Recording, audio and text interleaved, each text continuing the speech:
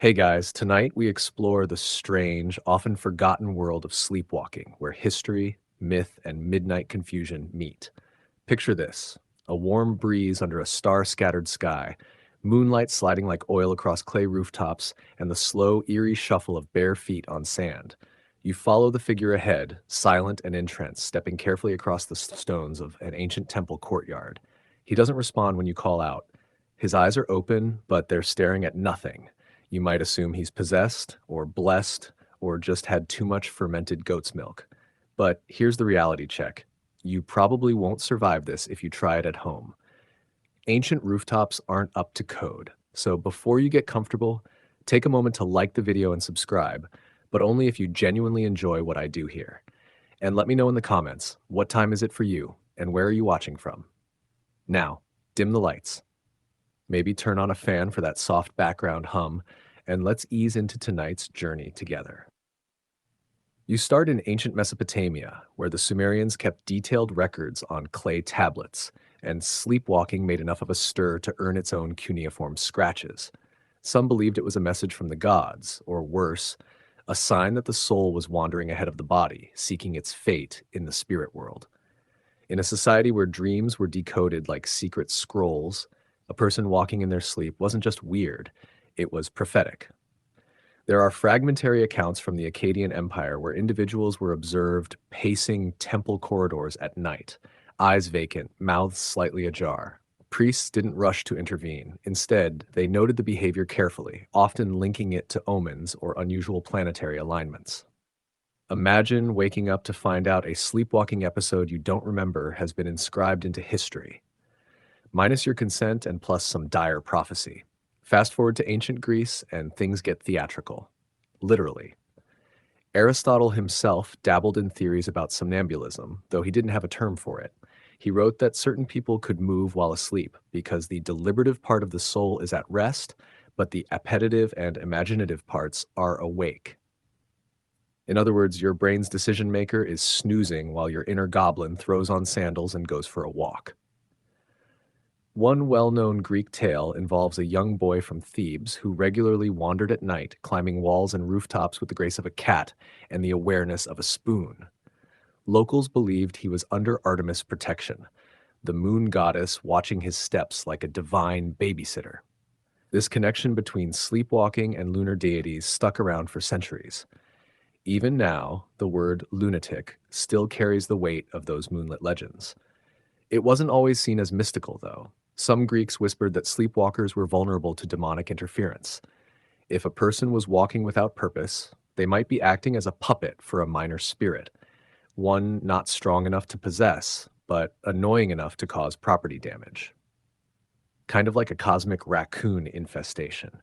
Meanwhile, across the Mediterranean in early Egypt, there are fewer recorded cases, but their concept of the ka, an aspect of the soul that could leave the body, meshes neatly with sleepwalking imagery. Some priests speculated that during sleep, the ka might stray, dragging the body with it if it had unfinished business. A little spiritual multitasking, if you will. And if you're wondering whether ancient people tried to stop this behavior, oh, they tried. There are Babylonian incantations meant to anchor the soul to the body during rest. Ingredients include honey, lapis lazuli dust, and instructions to whisper the sleeper's name 3 times while circling their bed clockwise. You know, normal bedtime routine. Historians still argue whether these accounts truly describe what we now call sleepwalking, or if they were post hoc labels for seizures, night terrors, or even covert ritual behavior. After all, if you're caught sneaking around the temple pantry after dark, it might be more polite to say you were unconscious. One fringe tidbit from Assyrian lore mentions a prince who routinely wandered into enemy territory at night, barefoot and dazed. Rather than punish him, the king supposedly built a private garden with high walls and let the boy roam there freely. A kind of sleepwalking zoo enclosure. It's possible this was both kindness and containment. No one wants royal heirs walking off cliffs. Across ancient India, the Sanskrit medical texts of Ayurveda didn't mention sleepwalking directly, but they did describe sleep disorders as disturbances in vata, the wind element governing movement and nervous activity. A person acting strangely at night, especially without awareness, was advised to undergo a purification ritual involving sesame oil massages, warm milk, and spiritual chanting. Honestly, that just sounds like a very cozy spa day. You can imagine how these early civilizations dealt with someone standing in the kitchen at 2 a.m., covered in honey and murmuring to a fig. They didn't have sleep clinics. They had mythology, medicine, and a deep need to explain the inexplicable with whatever tools they had, whether sacred scrolls or a very concerned goat. But the common thread in these ancient cultures, sleepwalking was not dismissed as random. It meant something. Divine, dangerous, or deranged, it mattered. And when you wake up on a dirt path 5 miles from home, wrapped in a prayer shawl you don't own, meaning becomes a priority.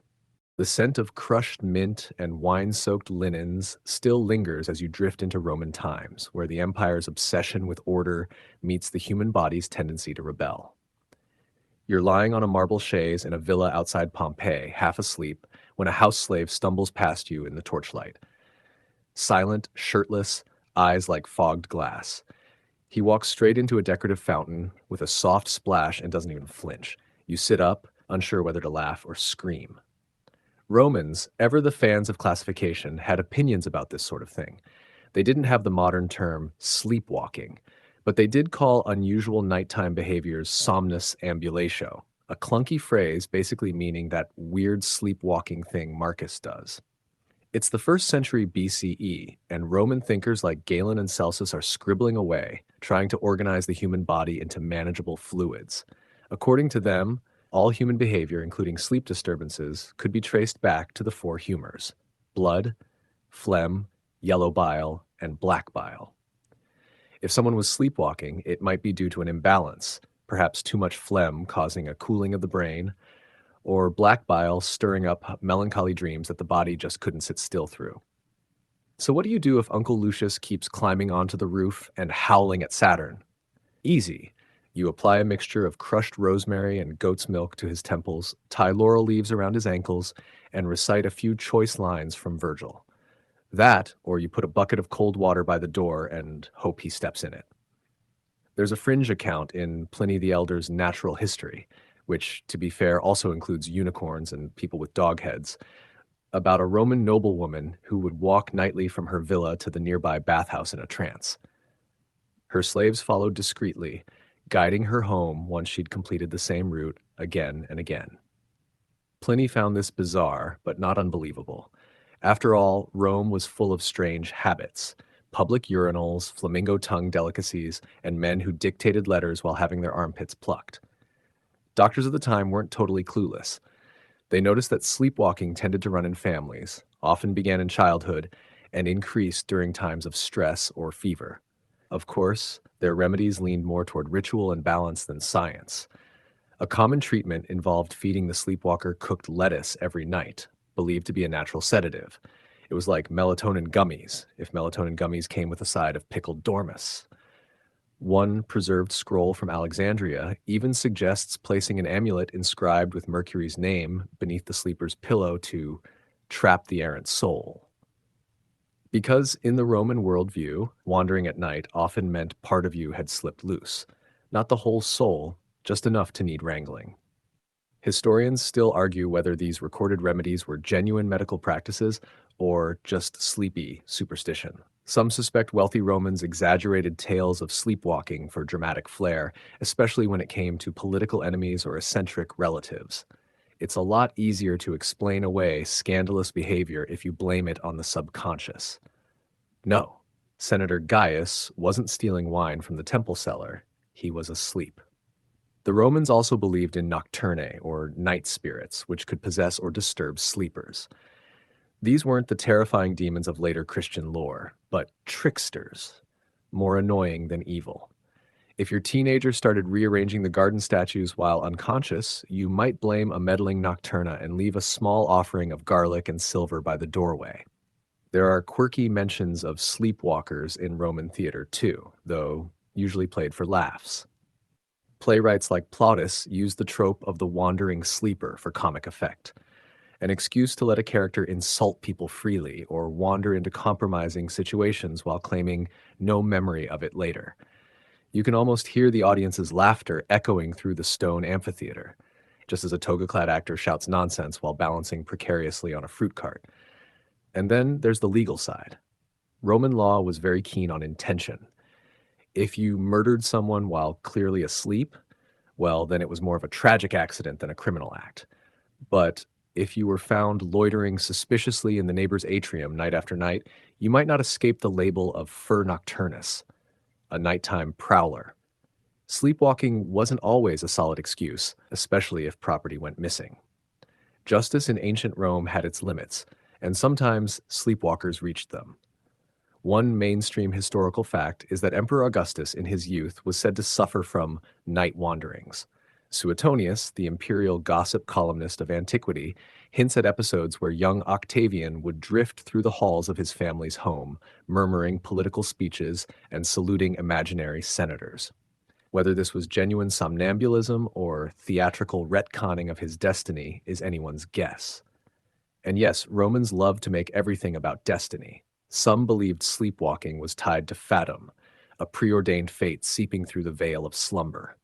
A young man walking into the sea might be seeking a future he couldn't understand. A woman pacing the forum at dusk might be resisting a marriage she didn't want. In a world governed by the stars and omens, nighttime wanderings became the body's attempt to speak what the mouth could not. By the time you close your eyes in ancient Rome, you're starting to feel the weight of that worldview. The candles burn low, the garden rustles. Somewhere in a neighboring villa, someone just walked straight into a marble bust and kept on going. You roll over and try to sleep, but you make sure to lock the door first, just in case you decide to take a stroll. You awaken in a different century, and everything smells of damp stone, boiled onions, and candle smoke. Welcome to the Middle Ages, where sleepwalking isn't just odd, it's either divine or demonic. There's very little in between. You're in a monastery tucked into the hills of 12th century France, where the bells toll at uneven hours and the floors are always slightly wet. One of the younger monks, Brother Thomas, has begun appearing in the chapel at midnight. Barefoot, silent, eyes wide as if watching angels no one else can see. At first, the others think he's just overly pious. Then he starts walking out of the monastery gates at night. No torch, no shoes, no cloak, just the rough scrape of his feet on gravel, headed toward who knows where. When he returns at dawn, mud-caked and scratched, the prior demands to know where he's been. But Thomas has no memory. He only says his dreams were full of fire, and he feels lighter somehow. The monks stop letting him eat onions at dinner, hoping that might help. It doesn't. In the medieval mindset, such behavior could be miraculous or dangerously heretical. Tales of barefoot pilgrims abound during this time. There's a famous account from 1194 of a girl in Saxony who sleepwalked over 15 miles in a single night, arriving at a remote shrine dedicated to Saint Apollonia. Locals declared it a miracle. She had no injuries on her feet, no memory of the journey, and a smile like she knew secrets. Naturally, the townsfolk made her into a minor celebrity until she grew tired of the attention and became a nun. But not all such stories ended so quaintly. Medieval Europe was deeply suspicious of any behavior that deviated from the norm, especially when it involved bodies moving on their own. If you got up at night and began to walk about muttering Latin phrases or levitating your arms, chances are someone would bring it to the priest's attention. And from there, things could go very wrong, very quickly. Some sleepwalkers were accused of being touched by the devil. After all, how could someone leave their bed, cross a forest, and return unharmed unless they were protected by something unholy? Inquisition records, those uncomfortable vaults of paranoia, include interrogations where individuals were asked if they'd consorted with spirits while asleep. Did the devil guide your feet? Did he carry you on the wind? Historians still argue whether these confessions reflect actual sleepwalking or were forced admissions under threat. It's hard to separate genuine episodes of somnambulism from the era's witch-hunting hysteria. In some cases, sleepwalking may have been used as evidence against the accused, proof that their souls were unstable, already halfway in the clutches of Satan. One fringe tale from southern Italy involves a farmer who regularly sleepwalked to his neighbor's barn, always pausing to rearrange the same 3 hay bales. This was tolerated until the neighbor's crops failed and a cow died unexpectedly.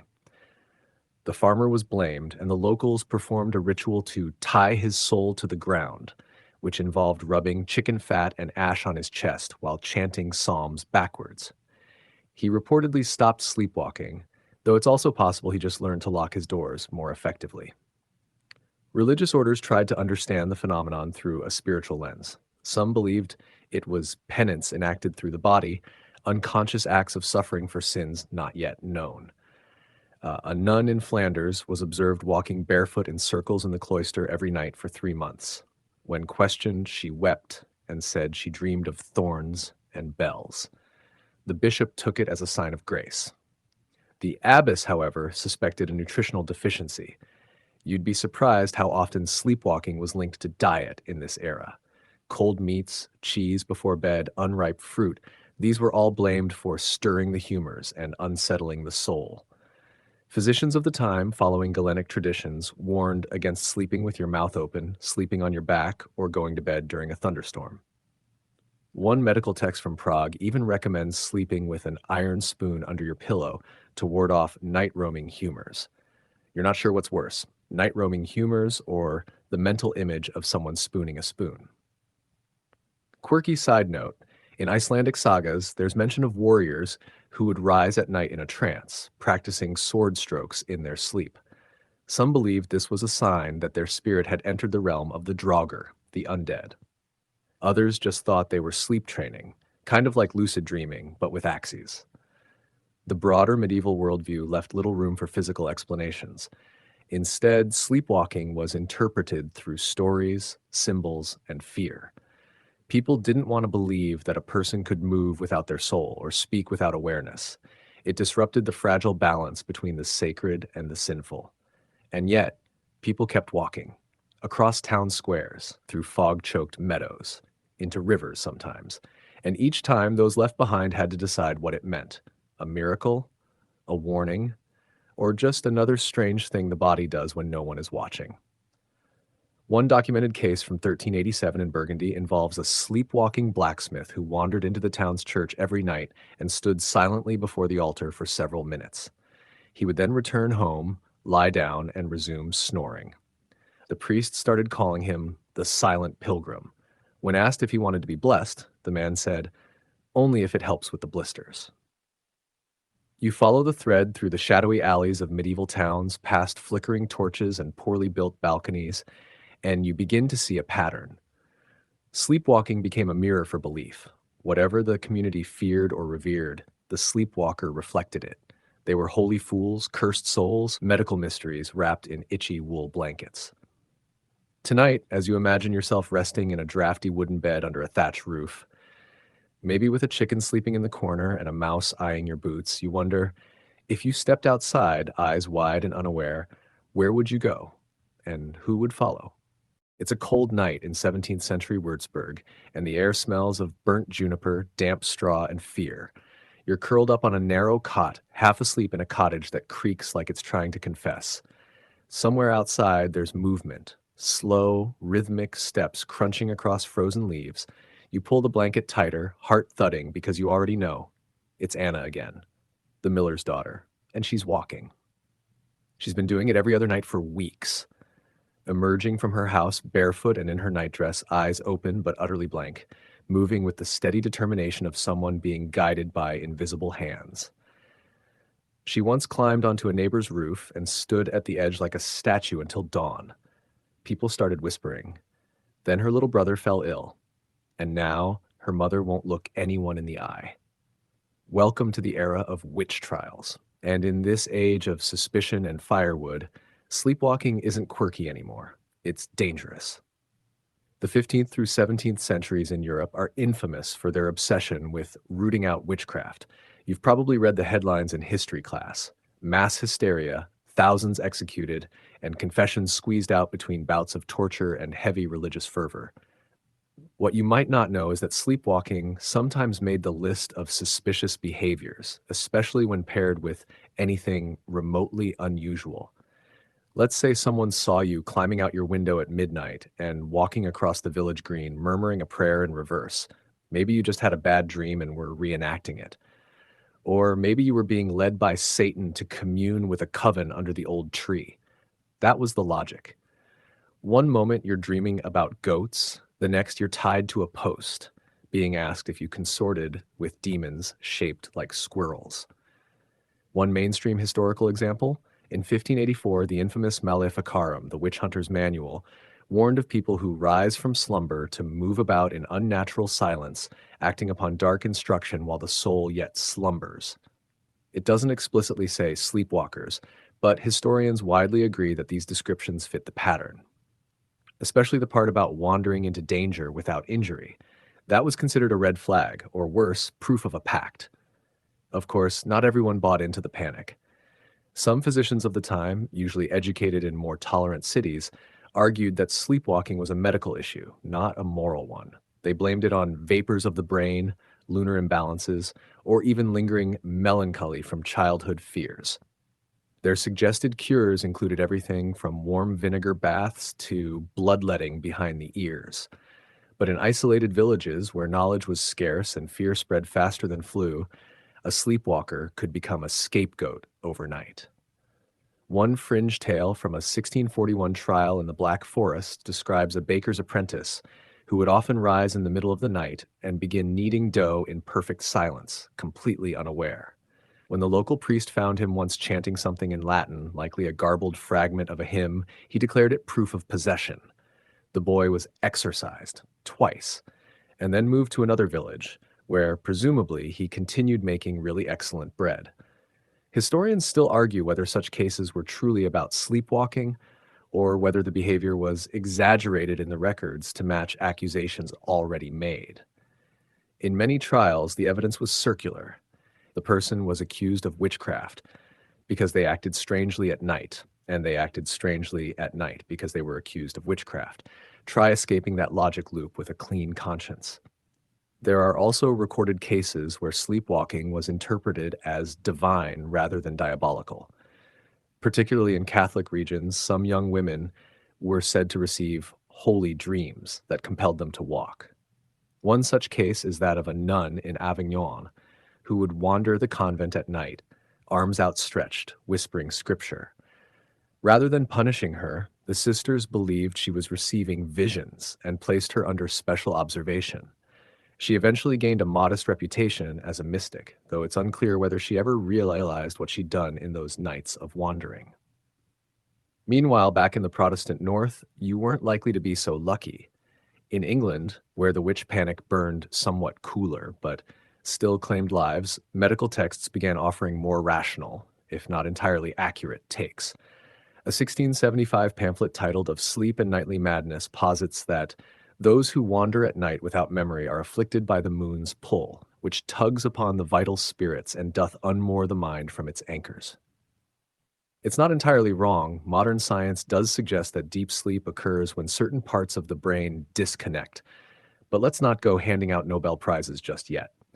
One quirky account from Scotland tells of a man who allegedly sleepwalked every full moon, walking straight into the sea until the water touched his chin, then returning to bed soaked and shivering.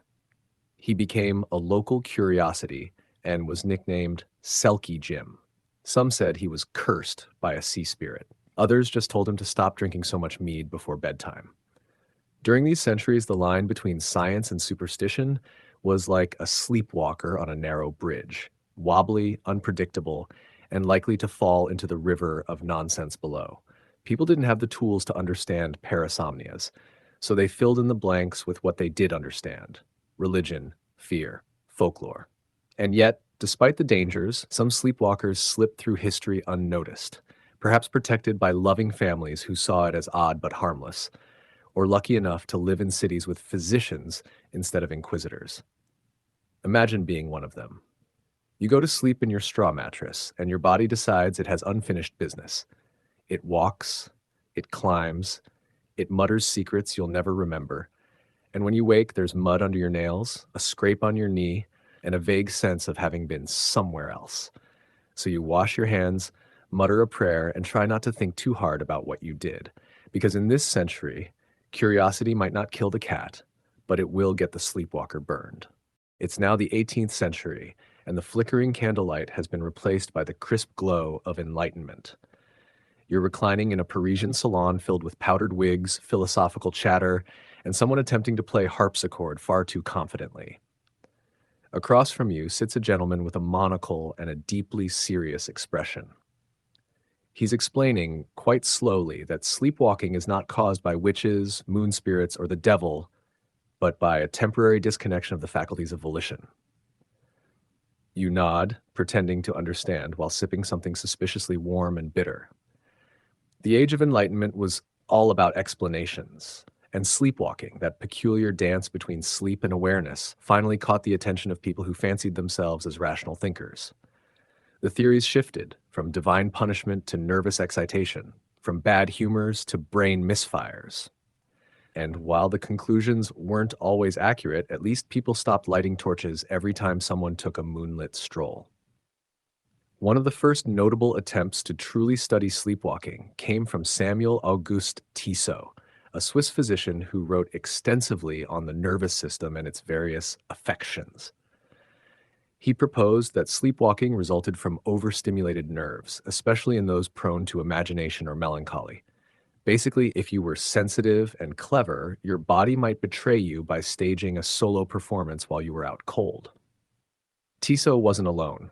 Across Europe, medical men were comparing notes, often using terms like automatism and disrupted volition, to describe people who got up in the night, performed complicated actions, and remembered nothing. Some saw it as an extension of dreaming, a vivid physical dream that spilled out into the real world. Others believed it was closer to hypnosis, a trance state born from internal stimuli rather than external commands. Historians still argue whether these Enlightenment thinkers were observing true sleepwalking or simply labeling a collection of odd nighttime behaviors under one convenient umbrella. After all, there's a big difference between mumbling in your sleep and climbing out a third-story window to repot a fern. One mainstream fact: in 1778, a young German woman named Maria was documented by her town doctor as regularly waking up, dressing, writing letters, sewing, and even reciting poetry.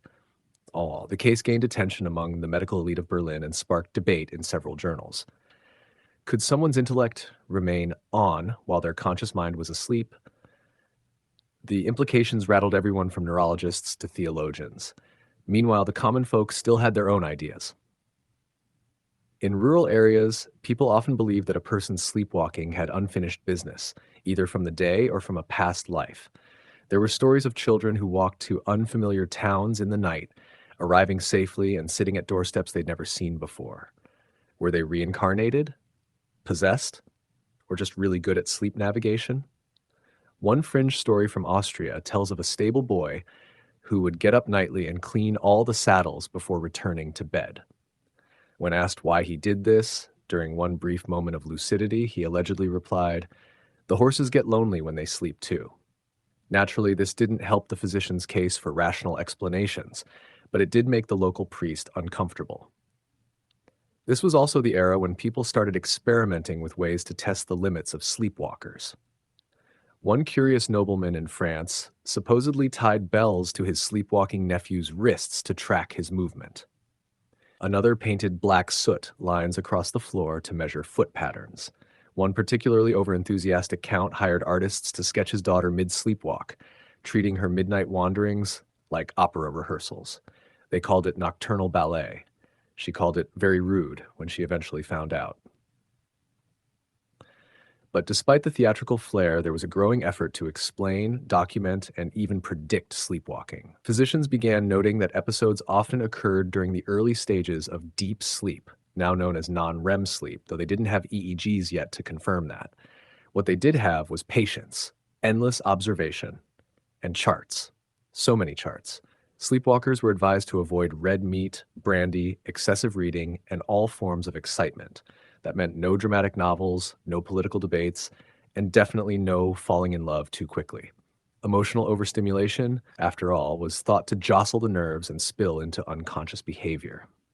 Too much romance, one British doctor warned, may lead to nighttime indiscretions of the ambulatory sort. The Enlightenment also gave rise to the first recorded court cases involving sleepwalking as a legal defense.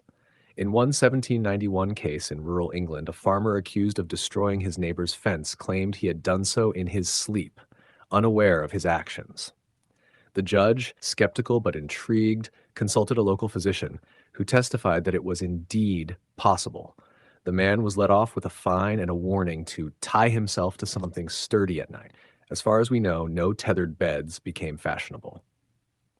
Quirky detail. In Denmark, a short lived trend emerged where sleepwalkers were encouraged to leave ink pads by their beds. The theory was that if they did something creative in the night, they might capture it by morning. This led to a number of extremely chaotic ink blots, a few haunting sketches, and one surprisingly decent drawing of a horse that no one ever claimed. And of course, philosophers had to get involved. Thinkers like Immanuel Kant and later Schopenhauer debated whether sleepwalking proved the existence of a subconscious mind, a deeper self that operated beyond willpower. Kant, ever the orderly gentleman, disliked the notion. He argued that true morality required conscious choice. Schopenhauer, gloomier and more accepting of chaos, was less perturbed. He believed life was full of involuntary movements, both emotional and physical, and that sleepwalking simply made them visible. This idea that sleepwalking reveals an invisible mind paved the way for later psychological theories. But in the Enlightenment, it was still mostly a curiosity, a riddle, a subject for salons and treatises, not yet for couches and cigars. As you fall asleep in your rented 18th century inn room, probably above a tavern and definitely with creaky floorboards, you think about all the theories, the bells on the wrists, the letters written in dreams, the invisible mind lacing up its boots and heading out the door. And you wonder, if you rose now unaware, would you find your way back? Or would you be just another case in a physician's notebook, another name in the growing list of those who walk while the world sleeps? The floor beneath you shifts again, this time to the rhythmic crunch of boots on frost-covered earth.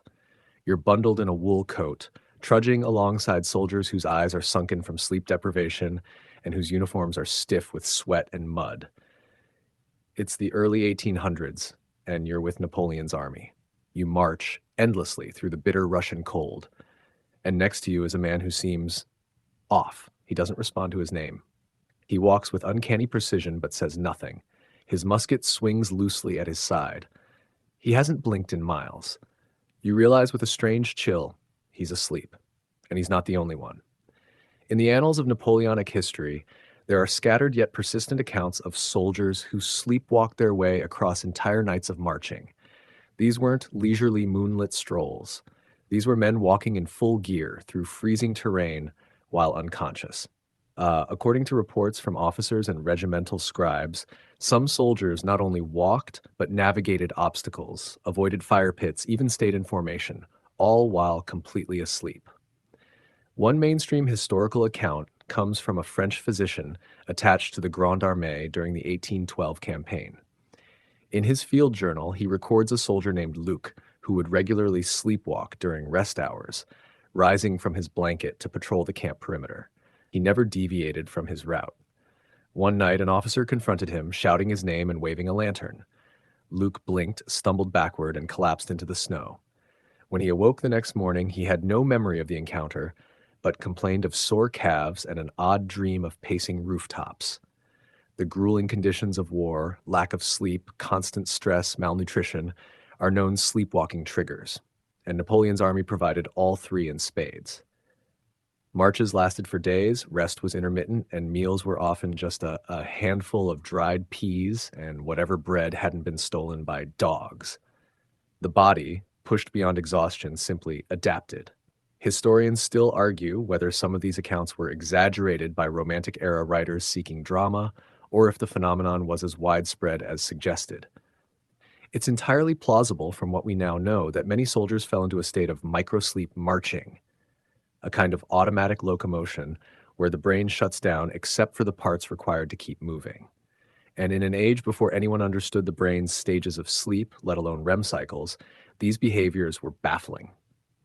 How could a man walk upright, avoid cannon craters, and carry a loaded weapon while completely unconscious? One officer wrote that sleepwalkers were possessed by the war, doomed to keep moving even when their souls had checked out. Another swore he saw a man reload his musket in his sleep, though no one ever found the ball afterward. Details got fuzzy, but the awe remained. There's a fringe tale from the Siege of Zaragoza where a Spanish teenage drummer was said to have fallen asleep mid-performance and continued drumming for over an hour in a trance. His eyes remained open but glassy, and he responded to no commands. When finally roused, he was confused, weak-kneed, and deeply embarrassed. The other soldiers simply patted him on the back. He drummed better asleep, one joked. This wasn't just a French or Spanish thing either. Across Europe and beyond, military records show that sleep-deprived soldiers often performed remarkable, sometimes absurd feats while asleep, disassembling rifles, navigating hillsides, even carrying comrades on stretchers. The line between automatic training and somnambulism blurred, especially in extreme weather or after trauma. One Prussian surgeon in 1813 noted that sleepwalking appeared more common in younger recruits, especially those from rural backgrounds. His theory? People used to physical labor had more ingrained muscle memory and were thus more likely to move unconsciously. The body remembers the field, he wrote, even when the mind retreats. There's also a curious psychological layer at play. In high-stress situations, the brain often develops coping mechanisms to protect itself. Sleepwalking might have been one such method, a way to release stress, express buried tension, or simply continue functioning when reality became too heavy. If walking endlessly through cold mud is your life, why would your brain wait for consciousness to keep it going? Sleepwalking wasn't always dangerous, but when it was, it could be fatal. There are scattered reports of soldiers falling into rivers, walking into campfires, or wandering into enemy territory. Some were found frozen in strange positions, hands outstretched like they'd been grasping for something in their dreams. One quirky record from 1814 tells of a cook's assistant who repeatedly sleepwalked into the officer's tent to steal apples. After the third incident, they tied bells to his ankles. It didn't help. He simply became more stealthy. Eventually, they promoted him to guard duty, on the theory that he'd already been patrolling for weeks. Legal and moral questions followed these odd behaviors into the post-war period. Could a man be held accountable for deserting if he wandered off while asleep? If a sleepwalking soldier attacked another in the night, was it his fault or the fault of his shattered nerves? These dilemmas hinted at bigger questions about the mind, free will, and the mysteries still nestled in the folds of sleep. Historians have since pieced together the scattered references, finding patterns.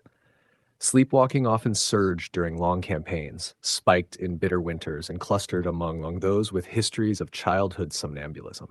Entire battalions could become ghostly night caravans, men moving like puppets, pulled by dreams. And in this age of uniforms and musket balls, sleepwalking lost its mysticism and became mechanical. Less divine, more defective, an error of the nervous system to be managed but not feared. Still, imagine being there, among thousands of men, half asleep, half starved, and barely human anymore. The night is so quiet you can hear footsteps crunching from far off. You see a figure ahead walking steadily through the snow, eyes blank. You wonder if he's dreaming of home, of bread, of warmth, or nothing at all. And you follow, because in that moment you don't want to be awake either. You wake up to gaslight flickering against red velvet wallpaper. The air is thick with perfume and coal dust. It's the Victorian era now, London perhaps, and sleepwalking has moved indoors into drawing rooms, courtrooms, and medical lectures. Gone are the witches and war drums. Now you're surrounded by top hats, corsets, and an unhealthy obsession with etiquette. But even in this polished world, people are still wandering the night. They just do it more quietly, and sometimes more tragically. This is the age where sleepwalking becomes a scandal. You see, Victorians were deeply concerned with control of the body, the mind, the image. Everything from a cough to a glance could be interpreted as a reflection of one's moral fiber. So when someone started climbing staircases, undressing in public, or walking into a stranger's home while asleep, it wasn't just a medical curiosity. It was a social disaster. One mainstream case that rattled polite society occurred in 1859. A London banker's daughter, known in newspapers only as Miss L, was found walking the length of her family's rooftop in a nightgown, singing what witnesses described as a melancholy aria. She was retrieved unharmed by servants, But the real damage came the next day when tabloids got hold of the story. Her family was mortified. She was quietly sent to a seaside sanatorium for rest. Her name never appeared again. In Victorian England, women's sleepwalking was often pathologized as hysteria. Doctors described it as a side effect of fragile nerves, sexual repression, or overeducation. Yes, you read that right. Some physicians genuinely believed that reading too many novels could overstimulate a young woman's imagination, causing her to act out her dreams while asleep. Quirky side note, one infamous pamphlet from 1872 warned that too much time spent studying Latin could cause wandering female syndrome. No Latin, no wandering. Problem solved. Men, on the other hand, were told their sleepwalking was due to overwork, industrial stress, the pressure of capitalism weighing heavily on the nervous system. If a clerk began sleepwalking, his employer might recommend more leisure time. If a woman did it, she might be prescribed bed rest, cold baths, or, of course, a marriage. Historians still argue whether these treatments were based on real data or simply gender expectations wrapped in medical jargon. Likely, it was both. The Victorian obsession with classification meant that sleepwalking became a symptom to be filed away under feminine fragility or bourgeois neurosis, depending on who was doing the wandering. But amid the misunderstandings, some progress emerged. Sleepwalking began to be recognized as a legitimate condition worthy of study, not just a superstition. Lectures at the Royal Society included demonstrations of somnambulistic behavior. Case studies were presented in medical journals. Sleepwalking was no longer just spooky, it was fashionable in a morbidly academic kind of way. One particularly famous case involved a man named Albert Tyrrell in 1846, not in London, but Boston. Still, Victorian sensibilities traveled well. Tyrrell was accused of murdering his lover, Mary Bickford, by slitting her throat and setting fire to the brothel where she lived. His defense, he'd done it in his sleep. It was the first known successful use of the sleepwalking defense in American legal history. His lawyer, Rufus Choate, argued that Tyrrell had a long history of somnambulism and that his actions were committed while in a dissociative state. Shockingly, the jury acquitted him. This case spread across the Atlantic and triggered a flurry of debate among British legal scholars. Could someone truly be innocent of a crime if they were unconscious while committing it? The Tyrrell case also brought to light a larger concern. If sleepwalkers were capable of violence, what then? Did they need to be restrained? Medicated? Feared? One fringe report from a Welsh village details a woman who, during a particularly severe thunderstorm, sleepwalked into the town square and rang the church bell nonstop for 15 minutes. The townsfolk, thinking it was a warning of fire or war, evacuated half the village before realizing it was just that Davies girl again. She later apologized and claimed she'd dreamed of needing to wake the dead. No charges were filed. Victorian sleep manuals, yes, those existed, suggested practical remedies for sleepwalking. Lock the bedroom door. Scatter dried peas or marbles on the floor to create noise if stepped on. Place a bucket of cold water just inside the threshold. One book recommends placing a cabbage leaf under the pillow to cool the dreams. Even with all their skepticism and science, Victorians couldn't quite let go of folklore. Some still believed the moon influenced sleepwalking. A full moon might draw the unconscious self out like a tide. The term lunacy still hung in the air, even as scientists tried to distance themselves from astrology. But when a child sleepwalked into a garden fountain during a full moon, who did the family blame? Not the roast beef, the moon, of course. Artists and poets loved sleepwalking. It became a literary device, a symbol of the unconscious, the mysterious, the tragic. In Shakespeare's Macbeth, Lady Macbeth's iconic out-damned spot scene is now interpreted by many scholars as an artistic rendering of a sleepwalking episode. In Gothic novels, it often signaled haunting, guilt, or possession. In real life, it was harder to romanticize. Imagine waking up on the cold tiles of a kitchen floor, your hands covered in flour, a half-baked pie beside you. You live alone. You don't remember baking anything.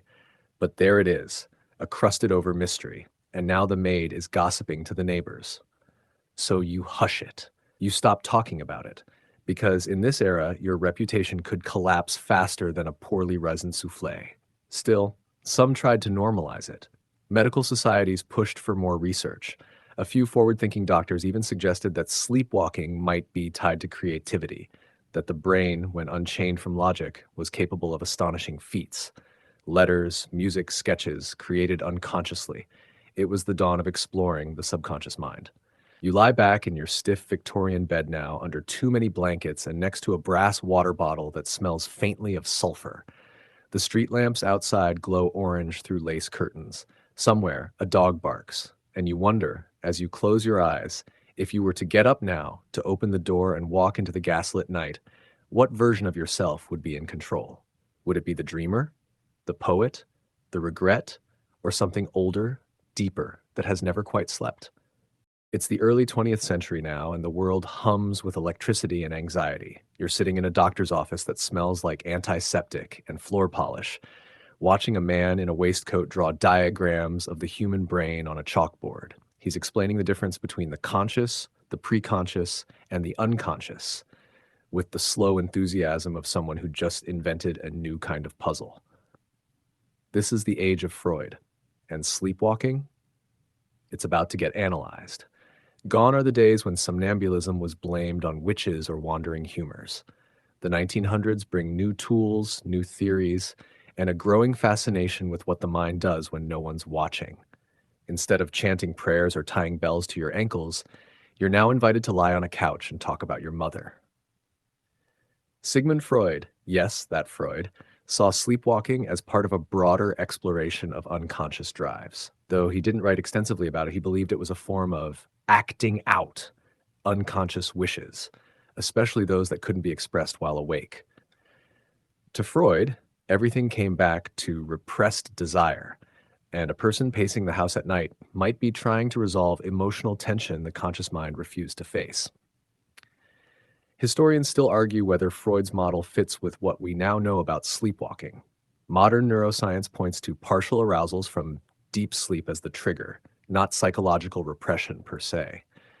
But in the early 1900s, psychoanalysis dominated the conversation. If you walked in your sleep, you were working something out and probably had issues. One mainstream case that captured attention during this time involved a woman in Vienna who would regularly awaken in the cellar, covered in coal dust. She was a respected pianist by day and had no memory of these nightly excursions. Her analysts suggested she was revisiting the site of a childhood trauma. Her family had once hidden in that same cellar during wartime. Whether that was true or not, her story was passed around in psychoanalytic circles like a bedtime ghost story with footnotes. And Freud wasn't the only one taking notes. In America, sleepwalking began to attract both medical and legal interest. With the rise of urban life, electricity, and shift work, people were reporting more cases of parasomnia, sleep-related disorders that included talking, walking, eating, and in some cases even driving while unconscious. The modern world didn't just allow for new types of sleepwalking, it practically encouraged them. One fringe case from 1923 involved a railway worker in Chicago who would rise in the middle of the night, walk several blocks, and return to work at a different depot than the one assigned to him. He'd clock in, sort mail for 2 hours, and walk home, all before waking up in his bed again. When finally caught, he had no idea how he'd been doubling his shift. Management gave him a raise, which he never remembered accepting. The legal system, now facing more nuanced psychological claims, began to examine somnambulism as a defense.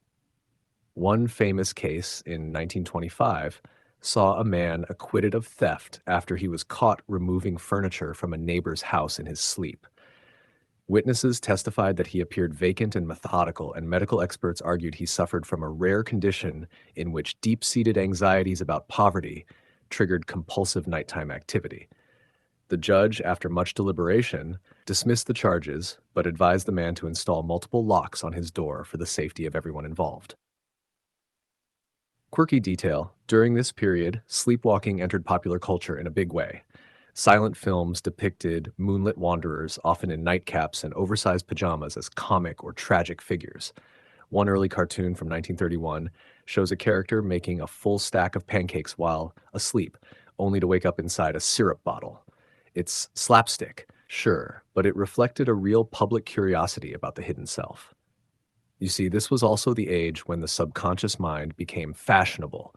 Everyone, from poets to business executives, was fascinated by dreams, impulses, and the idea that part of your brain might be running the show without your permission. Sleepwalking became a kind of symbol for that deeper, untamed self, a quiet rebellion against daylight logic. But it wasn't all theory and metaphors. By the 1930s, sleep research began to solidify as a scientific field. Laboratories in Europe and North America were setting up controlled sleep studies, monitoring brain activity with crude but groundbreaking electroencephalograms, EEGs. Researchers began noticing patterns. Sleepwalking episodes tended to occur during non-REM sleep, particularly in the first third of the night. It wasn't about dreaming, they realized. It was about arousal from deep sleep, a strange halfway state where the brain is partially awake and partially off duty. This was revolutionary. Sleepwalking wasn't about sin or symbolism anymore. It was a neurological hiccup, a wiring glitch, a little misfire in the thalamus and cortex. Still, explanations didn't always translate to empathy. Imagine being a child in 1940s New York who keeps waking up on the living room couch, or halfway down the block. Your parents are worried, but also embarrassed. They take you to a doctor who prescribes sedatives and stricter bedtime routines. They lock your door at night. You feel like something's wrong with you, even though deep down you're just tired in a very complicated way. Some children grew out of it, others didn't. And while doctors debated whether sleepwalking was hereditary, psychological, or environmental, families dealt with it in the dark, quietly, sometimes shamefully. Bedrooms became stage sets. Hallways became corridors of the unknown. Parents sat awake with flashlights, listening for creaking floors. And through it all, sleepwalkers walked. They walked out of barracks during wartime blackouts. They walked off porches in Oklahoma during dust storms. They walked down hotel hallways in nothing but nightshirts, staring straight ahead, scaring bellboys out of their minds. Even as science advanced, the mystery remained. Why these people? Why these nights? Why this precise moment when the body decides to rise and go wandering while the mind stays behind? You lean back now in a stiff chair, perhaps in a 1930s sleep clinic with wires glued to your scalp and the faint ticking of a metronome somewhere nearby. Outside, the city glows softly, neon lights reflected in rain-slick streets. Someone snores in the next room. And you wonder, if you stood now, eyes open but awareness dimmed, where would you walk? To an old love? To a memory? To a place your heart knows even if your mind has forgotten? Or just to the kitchen for a sandwich? Caw. You're standing now in a white-walled room humming with fluorescent light. Wires snake from your scalp to a nearby machine that looks suspiciously like a toaster crossed with a piano. It's the 1950s, and you're in a sleep lab, one of the first of its kind. Welcome to the birth of modern sleep science. The mattress beneath you is thin, the sheets stiff. A young technician in a short-sleeved shirt checks your electrodes and offers you warm milk. Across the room, a researcher scribbles notes while glancing at a crude screen that flickers with jagged waves. Somewhere, behind a thick pane of glass, someone else is watching you sleep. In this era, sleepwalking stops being a curiosity or a psychological metaphor. It becomes data. It becomes patterns and pulses and Greek-lettered brainwaves. You are no longer a mystic, a criminal, or a poet. You're a case study, a somnambulist. By the mid-20th century, scientists finally began to crack open the black box of sleep with actual instruments. Electroencephalography, EEG, first developed in the 1920s, had matured enough by the 1950s to track real-time brain activity. Sleep stages were identified: stage 1, stage 2, stage 3, and REM. Researchers discovered that sleepwalking consistently occurred during slow-wave sleep, also known as deep non-REM sleep. This was big news. No more guessing. No more dream theories. Sleepwalking wasn't about acting out REM dreams. It was about a partial arousal from the deepest, most immobile stage of sleep. The body activated just enough to move, but the higher brain, responsible for conscious awareness, stayed offline, like a car engine revving without the driver. One mainstream breakthrough came from Dr. William Dement, often credited as one of the founders of sleep medicine. He didn't study sleepwalking exclusively, but his research on sleep architecture laid the foundation for understanding parasomnias. Sleepwalking, he and others confirmed, was not an emotional disorder. It was a physiological glitch, often hereditary and more common in children. In fact, this is the era where pediatric sleepwalking is first seen not as a problem, but as a developmental phase. Kids were now allowed to sleepwalk without being dragged to priests or hypnotists. Mostly, they were just guided gently back to bed and told the next morning, "You were sleepwalking again, sweetheart, but it's okay." Still, not everyone got off so easily. There were sensational cases that kept public fascination alive. One fringe case in 1958 involved a woman in Wisconsin who drove 10 miles in her sleep and crashed into a cornfield. She had no memory of the event, but did recall a dream about trying to find a lighthouse. The story made local papers and stoked fears about sleepwalkers behind the wheel. And then there was the case of Kenneth Parks in Canada, just a few decades later. But we'll get there. Back in the 50s and 60s, popular media began to reflect a new attitude. Sleepwalking wasn't just creepy anymore, it was scientific. Episodes of shows like Alfred Hitchcock Presents and The Twilight Zone featured sleepwalkers not as monsters, but as misunderstood minds. Still spooky, sure, but also pitiable, complex. Quirky detail. In 1956, a children's book titled Little Leonard the Sleepwalker was published, featuring a boy who sleepwalked into his neighbor's yard and planted flowers in perfect rows. The story ends with everyone deciding he must be dreaming of a better world. The book became unexpectedly popular with school counselors and dreamy kids alike. But not all the coverage was so whimsical. The military, for example, had growing concerns. As sleep research expanded into performance and fatigue, the armed forces became interested in parasomnias, especially among recruits on extreme schedules. Reports emerged of sleepwalkers getting injured during night marches, or worse, wandering into restricted areas. One declassified memo from a U.S. base in Germany detailed a soldier found halfway up a communications tower at 3 a.m., barefoot, whispering what was assumed to be Morse code. He was safely brought down and reassigned to desk duty. When questioned, he said he had dreamed of climbing a metal tree to speak to the sky.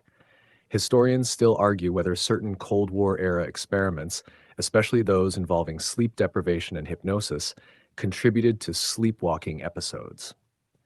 Some researchers in the 1960s believed that altering brain states with suggestion or drugs could induce somnambulism. Others warned that tampering with deep sleep was risky and could lead to what they called non-waking fugues. This is also when the question of criminal responsibility really heated up again. Could a person commit a violent act while sleepwalking? And if so, were they responsible? Legal scholars debated furiously. Psychiatrists were called into courtrooms, and suddenly the sleepwalker wasn't just a victim of mystery, they were a potential threat, a danger, an unconscious criminal. Some cases led to acquittals, others to institutionalization. One California man who destroyed his neighbor's car with a rake at 2 a.m. claimed he dreamed the vehicle was a demon with glowing headlights for eyes. He was declared not guilty, but fined for property damage all the same. The public remained fascinated and unsettled. By the 1970s, sleepwalking was a staple of both soap operas and medical dramas. It had entered pop culture, but with an edge. Sleepwalkers could be tragic, or funny, or terrifying. Imagine being one. You lie in your clean, white-sheeted sleep lab bed.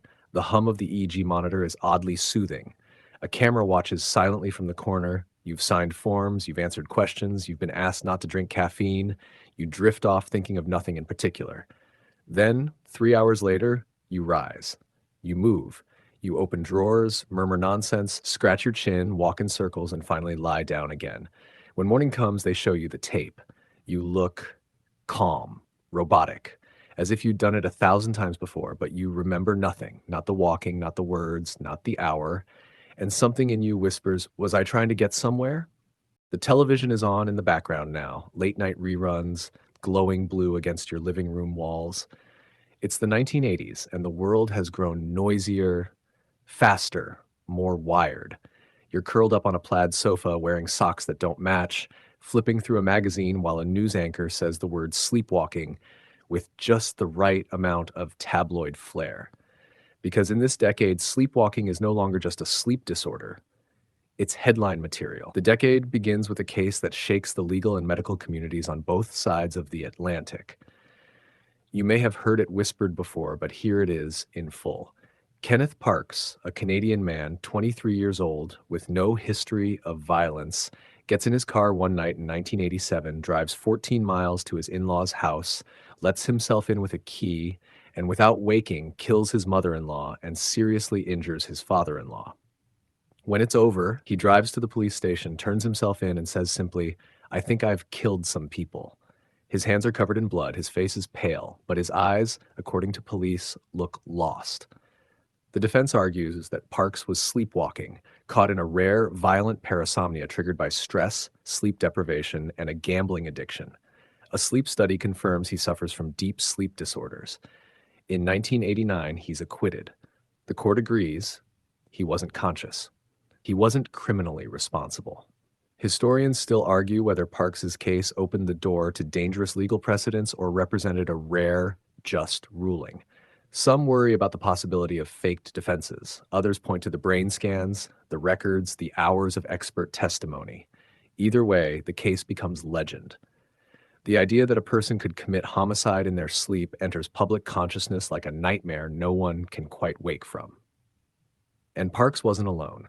The 80s saw a small but disturbing string of cases involving sleepwalking and violence. One man stabbed his roommate after dreaming he was under attack. Another walked into his backyard and shot his lawnmower, claiming it was laughing at him. Not all resulted in injury, but all fed the growing question, what if your sleeping self isn't safe? These are the years when sleep labs get busy. The study of parasomnias, disorders like sleepwalking, sleep terrors, and REM behavior disorder, accelerates. The public learns new terms. Doctors publish case studies with eerie detail, and researchers confirm again and again that sleepwalking almost never happens during REM sleep. It's the deeper, dreamless stages, the ones that are supposed to keep you completely still, that sometimes leak into action.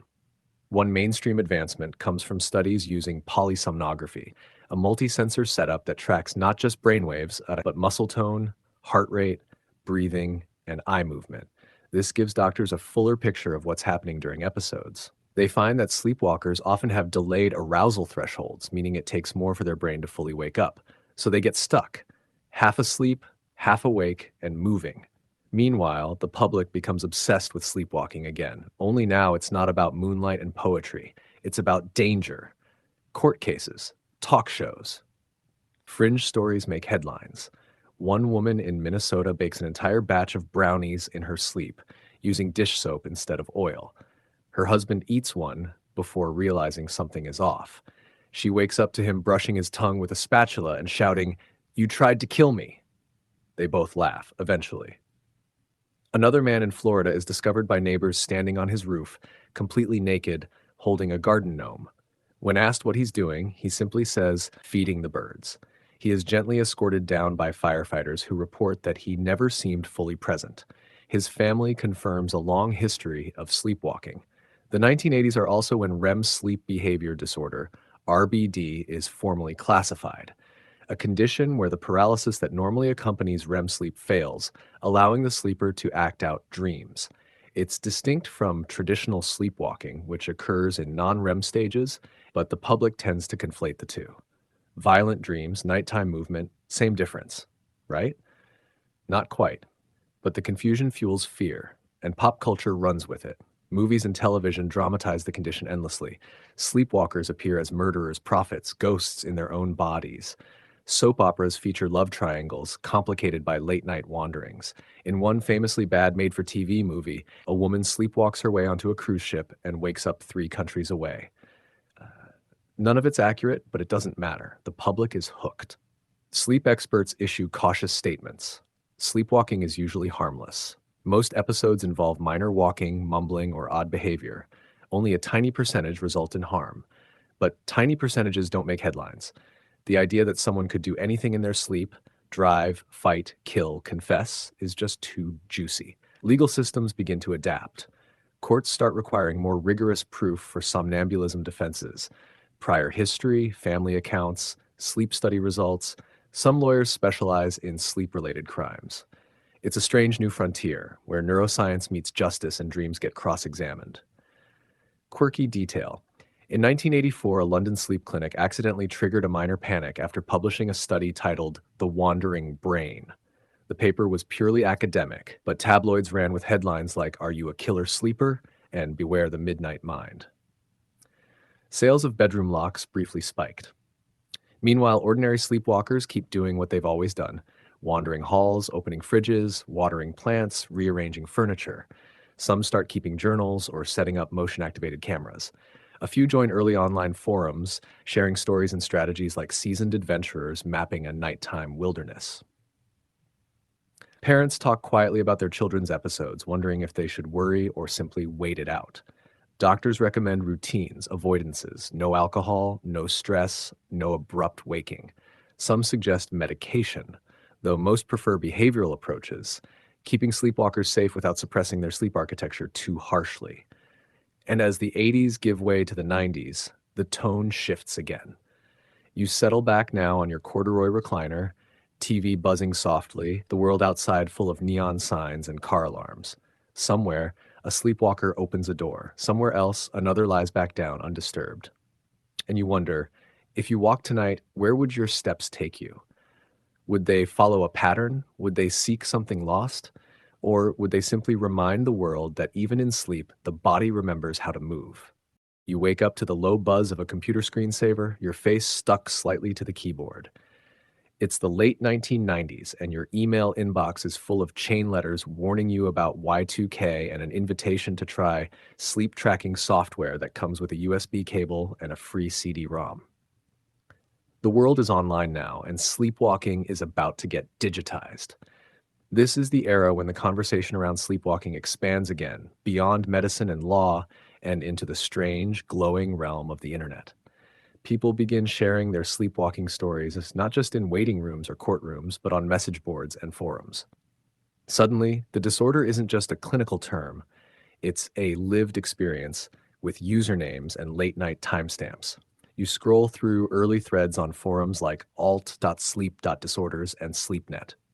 One user writes, "Woke up on my porch this morning with socks, but no shoes and a banana in each hand. I live alone. Send help." Replies pour in, "Same here, but mine was a raw potato. Once woke up brushing my cat's tail. Neither of us was okay." The tone is gentle, curious, a bit self-deprecating, because if you don't laugh about sleepwalking, you might or get sued. But not all digital entries are lighthearted. One anonymous user posts, "I keep waking up with notes on my desk I didn't write. Same pen, same paper, always one sentence. I'm sorry. I'm starting to think I owe someone something." It's unclear whether the message is a joke, a cry for help, or a subconscious guilt loop, but it gets attention. People respond, empathize, the community forms, and with community comes data.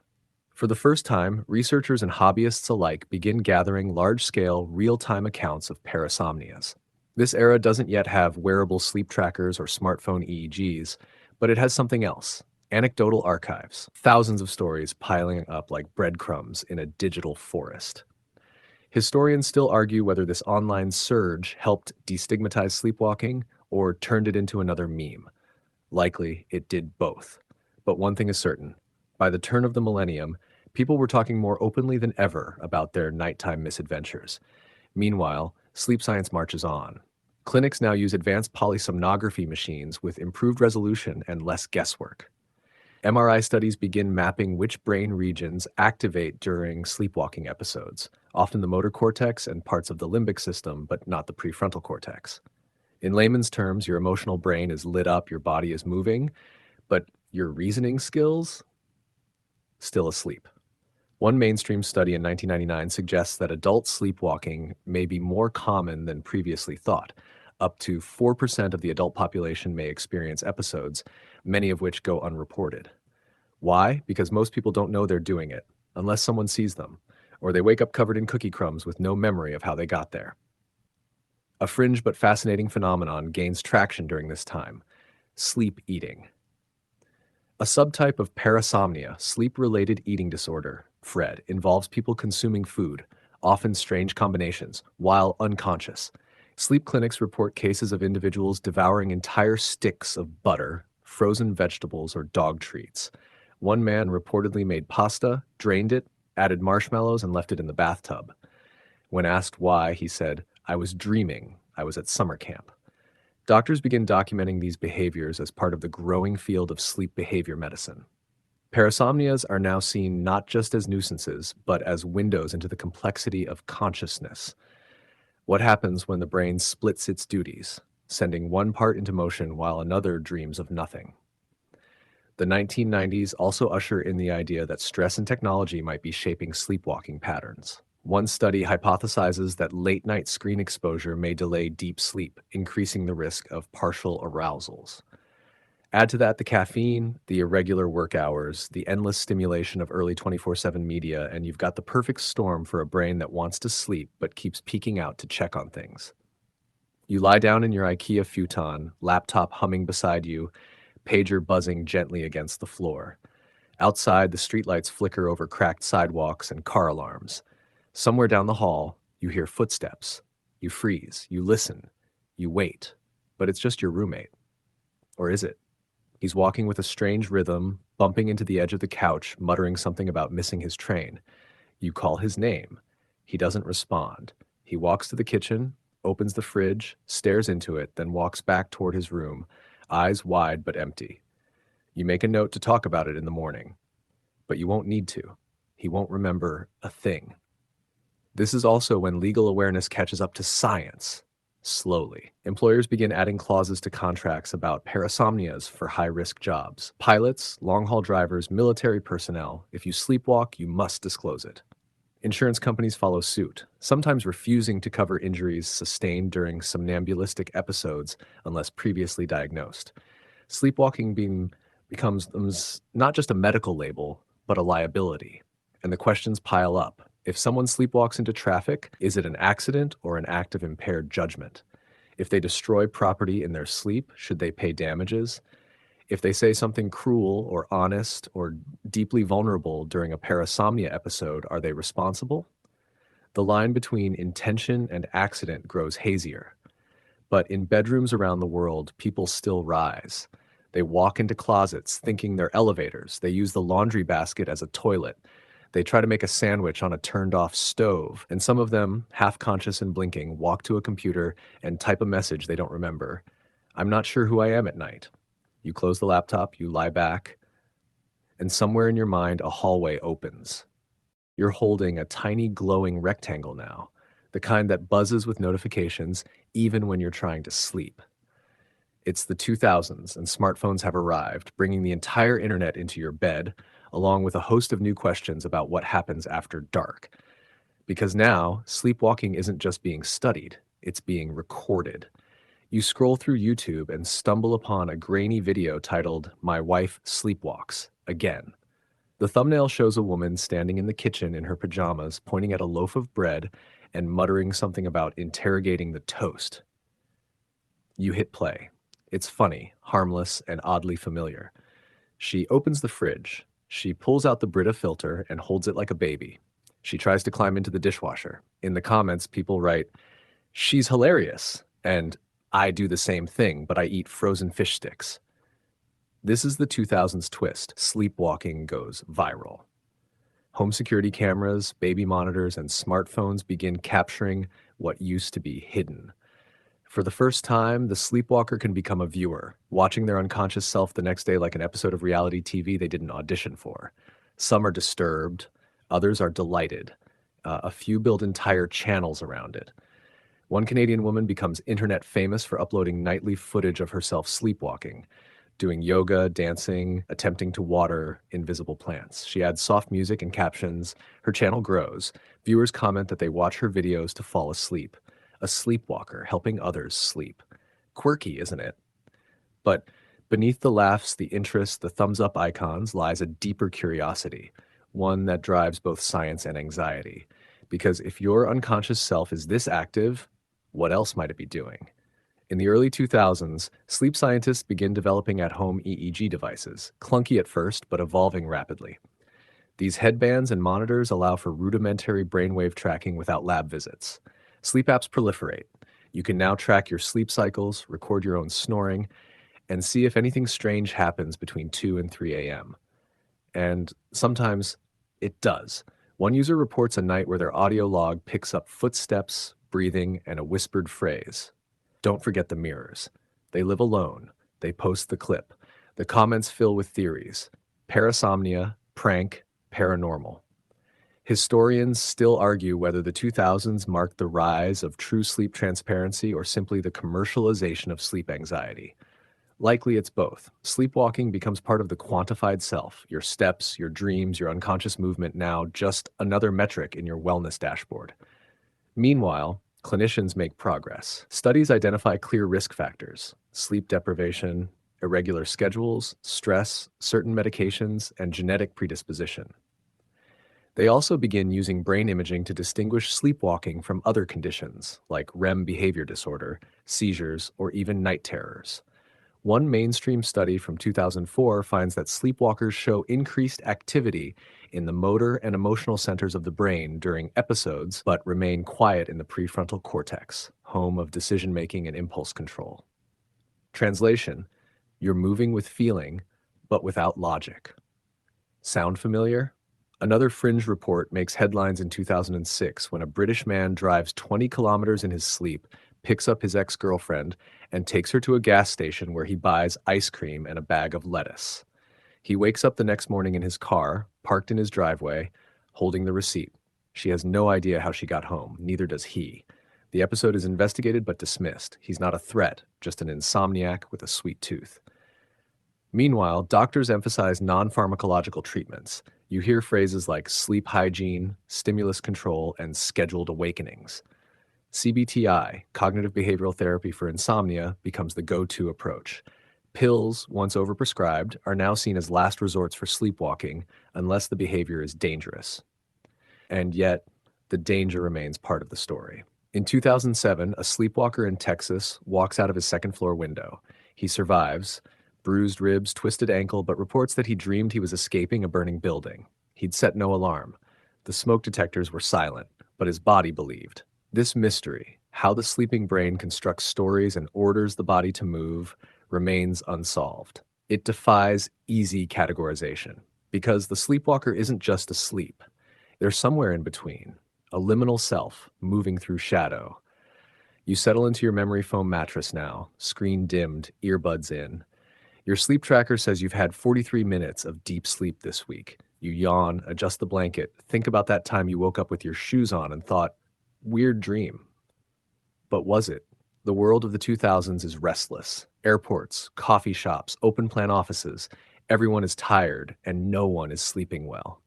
Melatonin sales go up. Noise machines hum. There are podcasts made to simulate train rides through Scandinavian forests. And yet, still, people rise from their beds, unaware, uninvited. They check the thermostat, they open the door, they mumble into the darkness, and in the morning, they wonder what they meant. You wake up in a world glowing blue. It's the 2010s now. Your phone is already in your hand, your smartwatch is tracking your heart rate, and your voice assistant is asking if you'd like to play soothing ocean waves. Technology has woven itself into your sheets, and sleep has become a daily performance you try to optimize like a productivity spreadsheet. And sleepwalking? It's still here, quietly pacing behind all the upgrades. This is the era of big sleep data. You're no longer guessing how well you slept. You have graphs, percentages, sleep efficiency scores. You know your REM, your deep sleep, your sleep latency. You know when you stirred at 3:13 a.m., even though you don't remember it. Except sometimes you do remember. You remember getting up to fold towels that didn't need folding. You remember pulling the closet door open and apologizing to it. You remember almost putting your shoes on and walking toward the hallway like you were expected somewhere. This is what the 2010s gave us: insight without certainty. Wearables like Fitbits and Apple Watches offer sleep tracking, but not detailed sleepwalking detection. Still, they catch enough anomalies to raise eyebrows. People post screenshots of their 30-minute walks at 2 a.m. Can anyone explain this? They ask on Reddit. Did I sleepwalk around my room? One user writes, I woke up with a Fitbit recorded walk to the kitchen and back. There was an empty bowl of cereal on the counter. I don't even remember being hungry. Another chimes in, mine says I burned 80 calories sleep dancing. I hope I crushed it.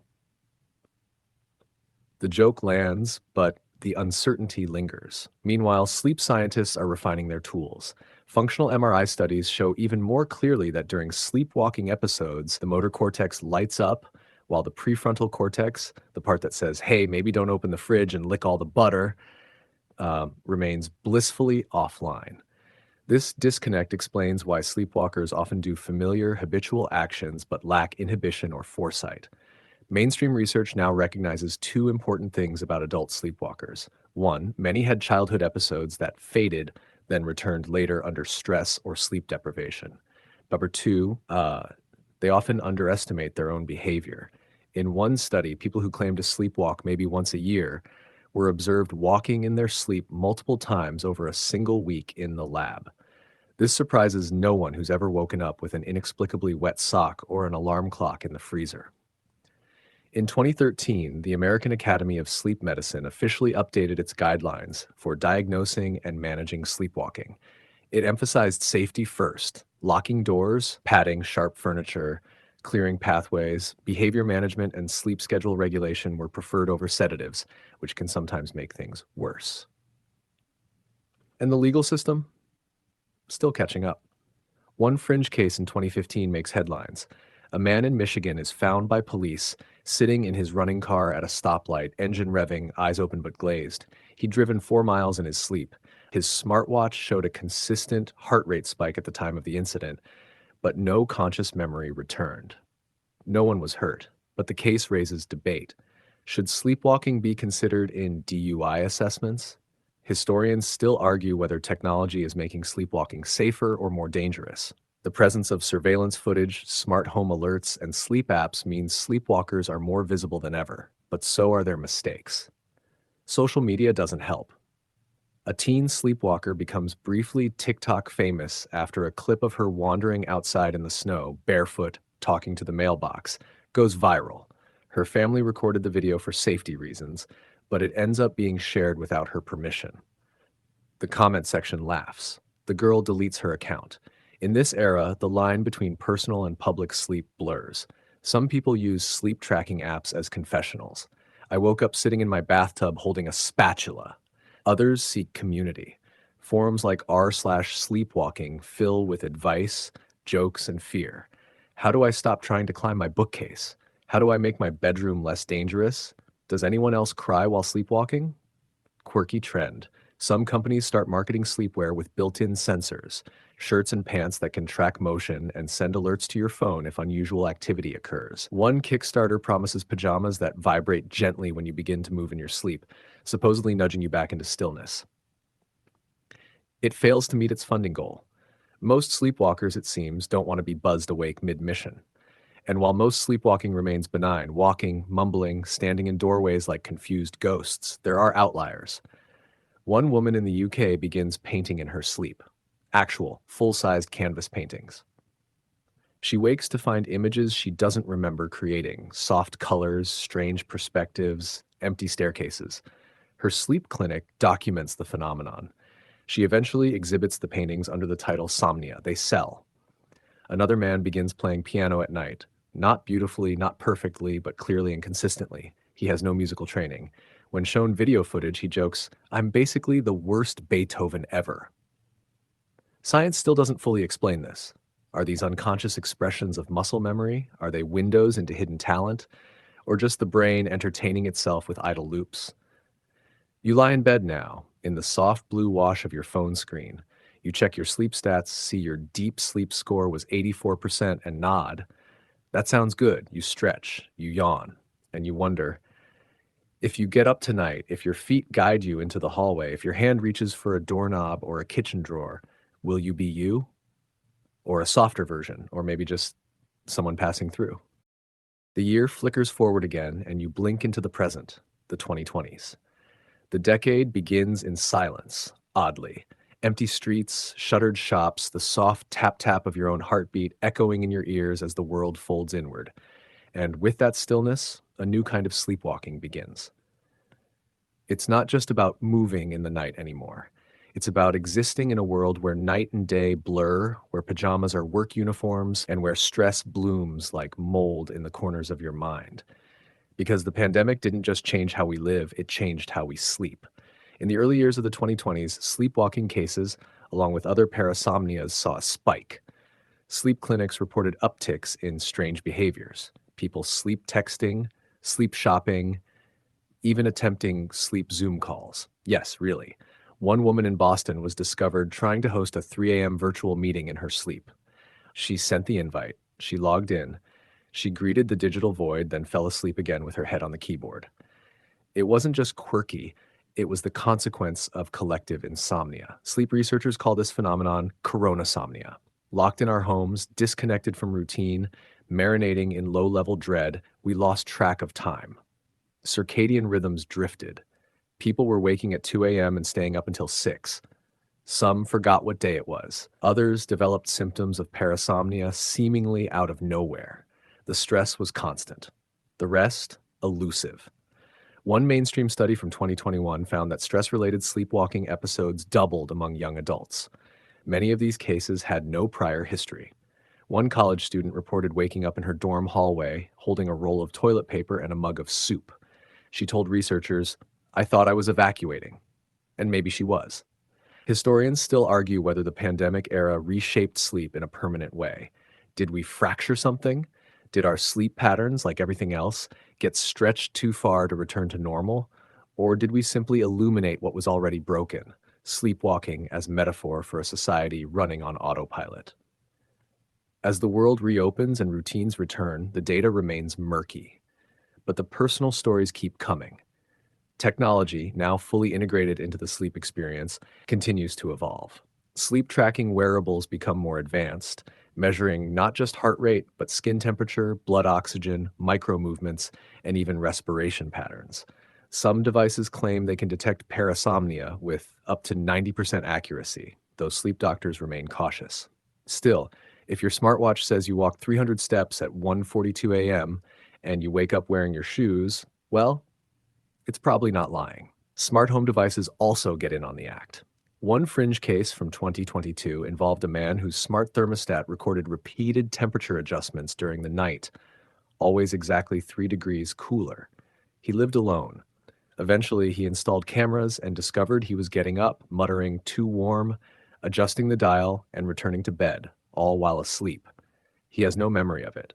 His dog, on the other hand, seems used to it. And then there's the rise of AI-powered sleep assistants, apps that listen to your breathing and respond with soothing sounds or guided meditations if you start to stir. Some claim they can help reduce parasomnias. Others worry that being monitored constantly might make people more anxious, not less. Because let's be honest, the idea that you're being recorded while unconscious is unsettling. Still, many find comfort in the data. At least you know what happened. At least you can see the thing that once lived only in mystery. Social media continues to amplify it all. TikTok sleepwalkers become celebrities. Their videos rack up millions of views, the pacing, the mumbling, the bizarre snack combinations. It's comedy gold until you remember. These are real people in real states of vulnerability, being watched. Some embrace it.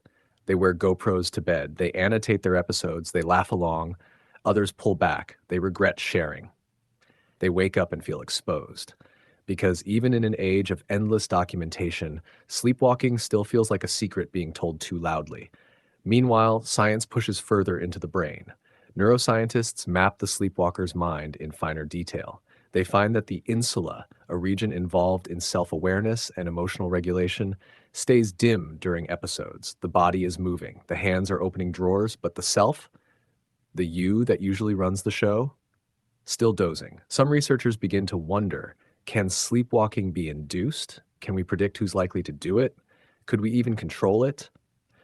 Ethical questions arise. If you can nudge someone during deep sleep and steer their movement, where does consent begin or end? Could therapies backfire? Could technology become a form of unconscious puppetry? It sounds far-fetched, but then again, so did video of a man sleepwalking into a pool while holding a television remote. You curl up now in your climate-controlled bed, under your gravity blanket with a humidifier humming gently in the corner and your phone screen dimming for the night. You set your sleep goal. 8 hours. Your watch vibrates once, sweet dreams. And you try to relax. But part of you wonders what you'll do tonight, where you might go, What soft command your body might obey without your permission? Will you water your plants? Try to open a wall? Speak to someone who isn't there? Or will you simply sit up, look around the room, and sigh? Because in the 2020s, we don't just sleepwalk through the night. Sometimes we sleepwalk through entire days. You're lying in the dark now, and the world outside hums with algorithms. Sleepwalking, like everything else, has followed us into the era of machine learning, predictive analytics, and neuro enhancement. The line between natural sleep and technological augmentation grows thinner by the hour. It's the mid 2020s, and the latest buzzword in the sleep world is neuroadaptive rest. Headbands with EEG sensors claim they can deepen your slow wave sleep, adjusting auditory cues based on your brainwave patterns. You slip one on, curious. The app says you slept efficiently. But what does that mean? Did you rest? Did you dream? Did you wander? Because sleepwalking hasn't vanished. It's just become harder to notice in a world where everyone's a little disconnected. Maybe you feel it, that low-grade fog, that sense of having been busy all night though your body was still. Maybe your partner tells you were up again, pacing, opening drawers, saying something about the map under the floor. You laugh it off, but there's a tickle in your chest. What if something is under the floor? As the decade progresses, researchers continue to untangle the mysteries of sleepwalking's mechanics. They've confirmed many patterns: its non-REM roots, its connection to stress, its strong genetic ties. But there are still no universal explanations, only possibilities. Some point to thalamocortical dysregulation, a fancy way of saying the parts of your brain that should be talking during transitions from deep sleep to wakefulness are having a communication breakdown. Others look at microarousals, tiny partial awakenings that trigger motor circuits without pulling the conscious self fully online. Historians still argue whether we should think of sleepwalking as a glitch or as a kind of neural improvisation, a leftover rhythm from early human survival. Because imagine being a caveman who hears a lion's breath in the dark. The body might leap up before the brain even registers danger. Survival through movement, not thought. There's even debate now about dreamless intention. Some neurologists suggest that sleepwalking might be the mind executing a plan with no story attached, no metaphor, no symbol, just motion, muscle memory, ghosts in the system. And yes, the legal implications remain unresolved. A 2024 case makes international headlines. A man in Japan is caught on surveillance footage walking into a subway station at 3:45 a.m., tapping his pass card and waiting patiently for a train that won't come until sunrise. He's barefoot, wearing pajama pants, and appears calm.